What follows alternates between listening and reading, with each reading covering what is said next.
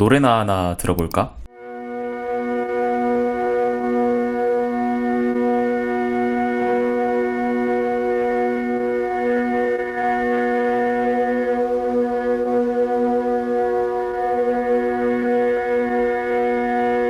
아니 이거 몇 분짜리야? 아니 2시간 48분? 네, 조금 전에 들은 2시간 48분짜리 곡은 드론이라고 하는 장르의 원조격되는 곡입니다.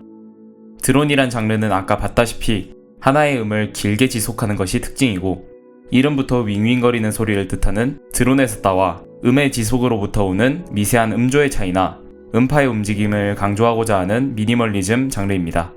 이 장르가 생소하실 수도 있겠지만 이번 영상을 보시면 여러분이 이미 들어본 음악에도 이미 스며들어 있었음을 알 수 있을 겁니다.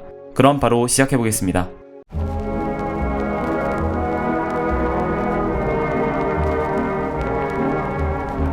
드론의 기원은 유럽의 플레인송의 보컬이나 남아시아 고전음악의 라가에서 사용되는 지속되는 음 등으로 알려져 있습니다.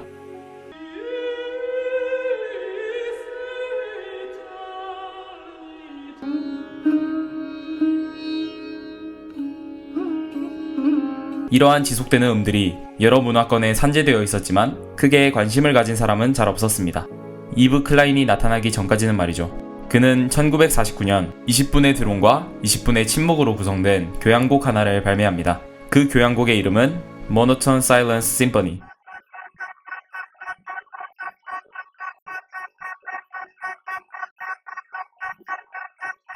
그가 직접 자신이 시도한 장르를 드론이라고 명명하진 않았지만 해당 교향곡이 드론의 첫 시도로 여겨지고 있습니다. 그렇게 하여 처음으로 관심을 받게 된 지속적인 음은 라 몬테영이라는 사람에게도 영감을 주었습니다. 드론에 대해서 이야기하기 위해서는 라 몬테영을 이야기하지 않을 수 없다고 할 수 있을 정도로 해당 장르에 있어 그의 업적은 대단합니다.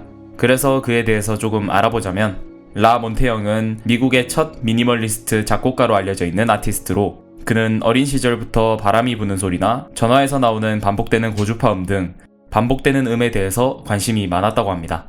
그는 이런 자연의 소리뿐만 아니라 차후 드론 음악의 기반이 되어줄 인도나 일본 전통악기나 음악에도 관심이 많았습니다.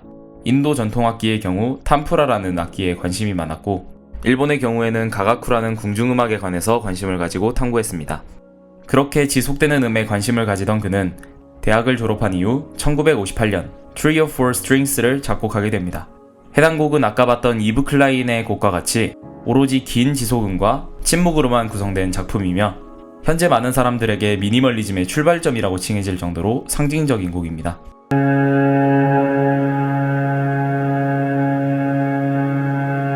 뉴요커에서는 이 곡을 감각적이고 초월적인 작품이자 많은 사람에게 있어서 음악적 미니멀리즘의 중요한 작품이라고 불렀으며, 팝아트의 거장 앤디 워홀 또한 이 곡의 공연을 보고 영감을 얻었다고 이야기를 했습니다. 또한 해당 곡에 사용된 4개의 코드는 드림 코드라고 알려지며, 드론 장르의 초기 이름이 드림 뮤직이라고 불리는 계기를 제공합니다. 이후 그는 썸네일의 그 악보 Compositions 1960를 통해 단 한 가지 코드만을 이용하여 진행하는 곡을 작곡하여 드론 음악의 시작을 알립니다. 그렇게 드론 음악의 길을 연 라 몬테영은 Theater of Eternal Music이라는 음악 그룹을 결성하게 됩니다. 해당 그룹이 없었다면 드론 음악은 아마 대중음악까지는 영향을 미치지 못했을 겁니다. Theater of Eternal Music은 라 몬테영을 중심으로 그의 아내 메리언 자질라, 이후 벨벳 언더그라운드의 멤버가 될 존 케일, 앵거스 맥라이스, 이외에도 토니 콜레드, 테리 라일리 등이 있었습니다. 그들은 라 몬테영의 드론 음악에 대한 지식과 토니 콜레드의 순정률이나 비서양권 음조율에 대한 지식 등을 기반으로 지속되는 음과 전통적인 음들의 조화를 이용하여 공연을 하며 드론 음악에 대한 연구를 이어갔습니다.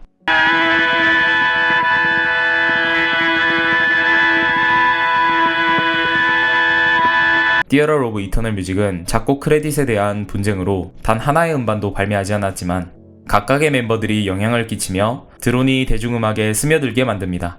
가장 먼저 Theater of Eternal Music의 멤버였던 존 케일은 라우리드와 함께 더 벨벳 언더그라운드를 결성하며 1960년대 록 음악의 드론 기법을 확장하고 대중화했습니다. 그들의 첫 앨범 더 벨벳 언더그라운드 앤 니코에서 록 음악의 장르로서 드론 음악 기법의 기초를 다졌습니다.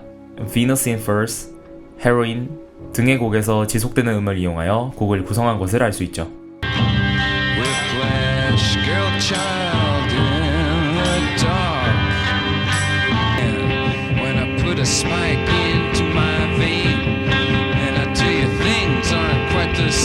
이맘때쯤 Theater of Eternal Music의 영향과는 별개로 비틀즈도 드론을 이용한 곡을 하나 발매합니다.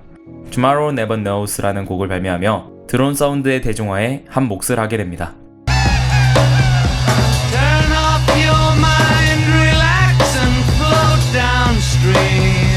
이후 존 케일이 벨벳 언더그라운드를 나간 이후 스투지스와 니코의 앨범 프로듀싱을 맡으며 그들의 앨범에 드론 향을 첨가했습니다. We Will For가 Frozen Warning이 그런 영향을 받은 곡들이죠.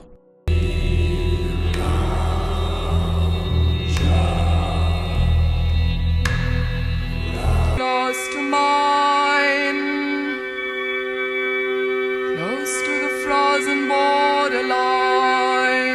벨벳 언더그라운드의 첫 앨범 이후 존 케일뿐만 아니라 라우리드 또한 드론의 영향력을 강화하는 데 한몫을 했습니다. 라우리드 또한 메탈 머신 뮤직을 발매하며 음악에서 드론의 조화 가능성을 보여주었습니다.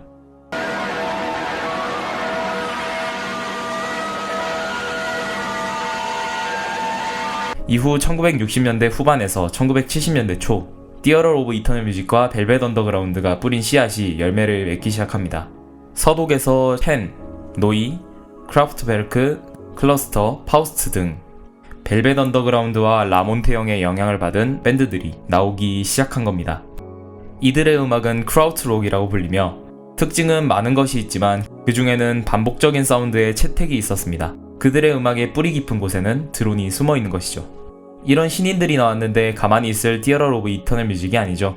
토니 콜레드는 바로 파우스트와 함께 합작을 하며 그들의 드론적 특징을 극대화시킨 앨범을 발매합니다.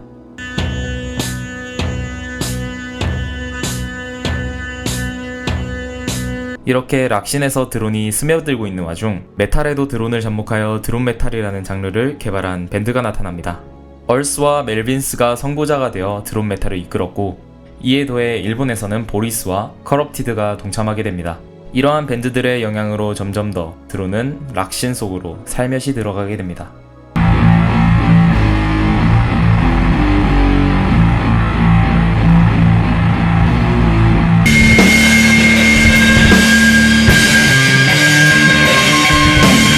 이런 드론의 영향이 락신에 한정되어 있던 것은 아닙니다.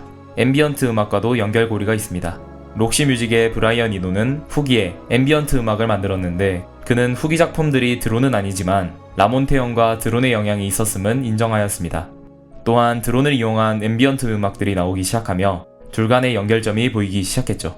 팀 해커와 스타즈 오브 더 리드 등의 아티스트들의 음악들이 이를 대표합니다.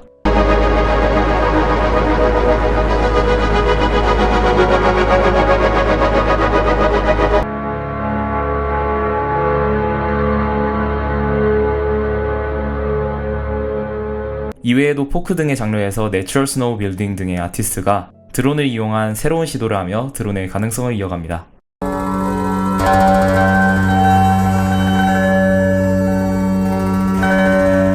이렇다시피 드론은 여러 장르에 깊이 스며들었습니다.